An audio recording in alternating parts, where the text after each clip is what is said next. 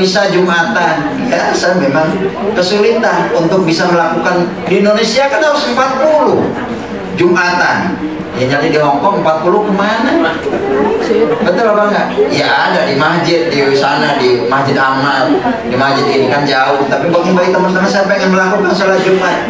Alhamdulillah KJRI ada musolanya bisa untuk melakukan sholat walaupun tidak 40. Kalau madhab Syafi'i nggak bisa sah itu 40 Bapak Ibu. Padahal ibu-ibu rata-rata di NU adalah madhabnya Imam Syafi'i. Tahu Imam Syafi'i tahu? Imam Syafi'i bukan tukang sapi, bukan. Imam Syafi'i adalah seorang ulama besar. Dia adalah lahir di Gaza pada tahun 150, meninggal pada tahun 204. Namanya siapa? Muhammad bin Idris bin Abbas bin Utsman bin Syafi'i Asy-Syafi'i. Itulah madhab kita. Tetapi ketika dipakai di Hongkong tidak bisa. Kenapa? Karena nggak mungkin kita mendatangkan orang 40. Kita mau sholat aja susah. Maka bisa untuk mengambil pindah madhab kepada yang lain. Bisa dengan 12 orang. Lebih bagus. Atau ada yang mengatakan 3 orang. Yang khutbahnya 1, imamnya 1, makmumnya 1. Itu saking bagaimana kita bisa beribadah. Bapak Ibu dari Indonesia pergi ke Hongkong, tujuannya untuk apa? Cari rezekinya Allah. Tapi jangan sampai lupa niat ibadah. Ibu kesini itu ibadah, bukan cari jodoh. Ada yang kesindir, mohon maaf. Ketua tanpa dia.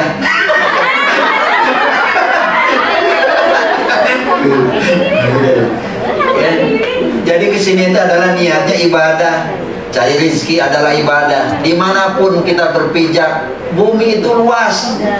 Ya ibadiyalladzina amanu innal ardi wasi'ah. Wahai hamba-hamba yang beriman, sesungguhnya bumi itu luas. Maka kemanalah kamu pergi mencari rezekinya Allah, tapi jangan sampai lupa wa iya ya fa'buduni, maka beribadahlah kepadaku. Jadi niat ibadah. Jadi jangan sampai kita mencari rezekinya Allah, tapi lupa kita semata-mata hidup di dunia itu adalah untuk ibadah. Wa ma khalaqtul jinna wal insa illa liya'budun. Ngerti? Itulah. Jadi prinsip di dalam hati kita, prinsip di dalam tekad kita, tidak hanya mencari rezeki. Bagaimana rezeki itu adalah kita cari tapi sambil ibadah. Jadi betapa banyak kesulitan teman-teman. Saya dari Wamester, dari Muslim pendamping Muslim studies di luar, teman-teman di luar negeri. Ya itulah kesulitan teman-teman. Maka kita perlu mendampingi mereka. Tidak hanya sebatas sofus kayak show ceramah, tapi bagaimana ke kelas yang paling bawah. Saya alhamdulillah bisa silaturahmi ke negeri Cheng Chow. Maaf kemudian saya bibirnya itu agak sulit.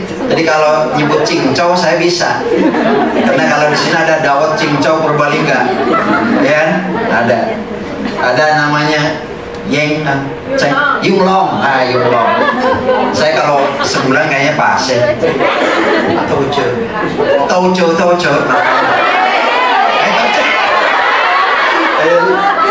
Bukan tauco ya. Alhamdulillah saya tadi ke Peko. Ada yang tahu Peko? Oh, nontoin ya. Oh iya, Peko itu ya. Kalau orang Jawa sama toge. Ya, kembali lagi. Jadi itu agama. Jadi puasa yang begitu sulit, teman-teman apresiasi. Saya teman-teman bisa melakukan puasa. Dikala misalkan ada musimnya dingin, ada musimnya panas.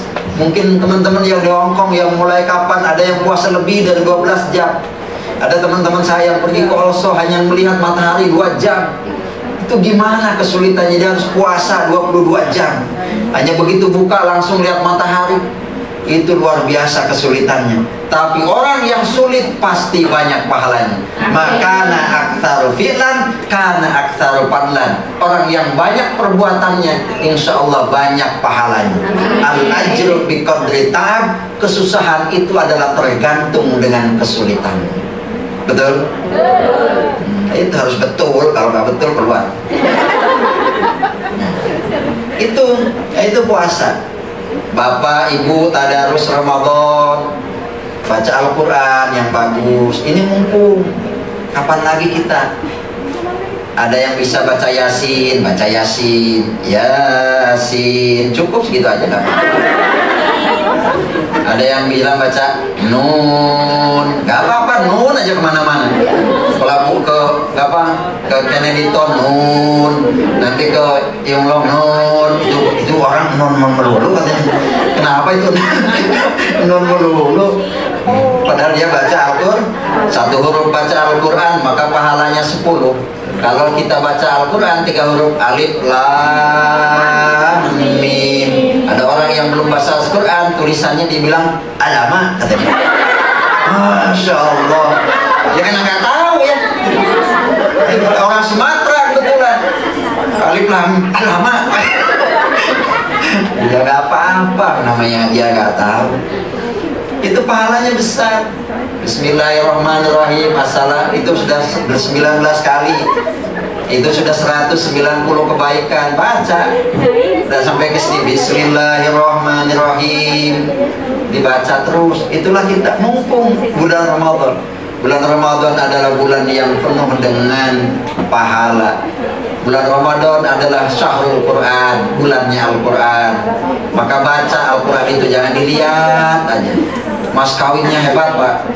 Itu mulai dulu karena dia orang Islam, seperangkat Al-Quran dan alat gagah. Padahal yang paling gagah adalah mas kawinnya adalah $10.000 Hongkong. Karena itu daripada seperangkat alat sholat Al-Quran, mukenanya nggak dipakai, Al-Qurannya baru terus sampai sekarang itu nggak dibuka-buka. Betul nggak itu? Saya nikahkan Ahmad dengan istri yang bernama Fatimah dengan mas kawin seperangkat alat sholat dan Al-Quran serta mahar dengan $10 Hongkong dibayar hutang. Bayar hutang. Boleh hutang mas kawin? Boleh? Boleh.